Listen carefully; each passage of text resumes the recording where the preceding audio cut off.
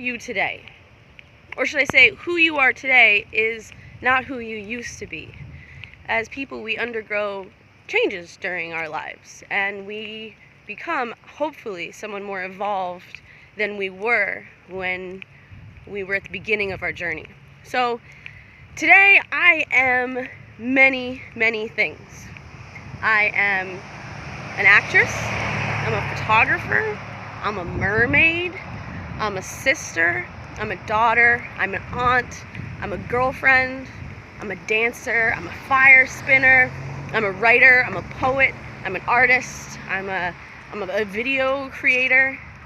I'm many things, and yet I'm also none of these things, because I understand that my very nature is a kind of like emptiness, like a blank canvas that I choose to fill with the choices that I make, with the experiences that I have, and how I derive meanings out of those experiences and how those influence who I become. So we have this ever-present essence of who we are, and then there's this surface level that's always changing. Sort of like if you were to approach and sit at the banks of a river. You could sit there and behold this river, and the river is always the same. The river is always there right in front of you, and yet the water that's passing through the river is always changing, right? And we are the same way. We are always here. Our soul is always here. The energy that makes us up is always here, and yet sort of the water that is us is always changing. You know, my life could go in a variety of different trajectories, but it's going in this direction because of the choices that I'm making and because of the things I've decided to value in this life. So I really love using this mermaid energy, and it's a part of my temporary identity, as are many other aspects of who I am and who I claim to be. And that's the thing about identity. There are a lot of aspects of our identity that are sort of like put on us by our family, by culture, by the programs that we watch on TV, or the news channels that we watch that give us a sort of worldview or feeling of connectedness or separation from people who are similar or different than us. And I think that for me, at least in my experience, that the journeys that I've been going on the past couple of years have really affected me, because they keep demanding that I evaluate who I am, why I am, and what really rings true for me. So I would say that today, I really am excited about the direction that my life is going. It doesn't mean I'm not like scared and apprehensive and full of like nervousness and anxiety, because I am at different times and in different capacities.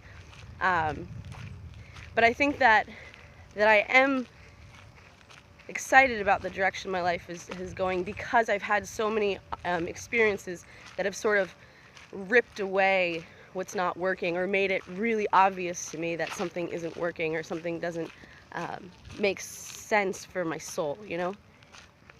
So yeah. So these are concepts that I think about, because one of my greatest goals is to make my soul happy. And the happiness of my soul does not necessarily look like or equate to what the happiness of someone else's soul is going to be. That's a formula that I need to discover and sort of solve that equation for myself, rather than looking to someone else to give me the answers of, you know, what my happiness looks like.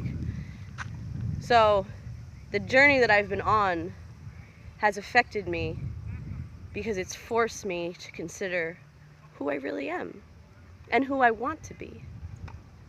And so I encourage you, if you're not already, to consider these questions. Who are you? Are you happy with how your life is shaping up, the form of your life? And if you're not, examine, how did it get that way? And if it wasn't that way, what else could that be And what else could be a way that would maybe make you feel happier, more content with what you're doing? Because I believe that that happiness equation, or that balance equation, or that fulfillment and contentment equation is there for us each to solve, and we have to take it upon ourselves to figure out what that looks like for us. And it's not going to be the same answer as it is for somebody else, and the more we try to adopt someone else's answer, the more we're going to suffer and struggle on the inside. So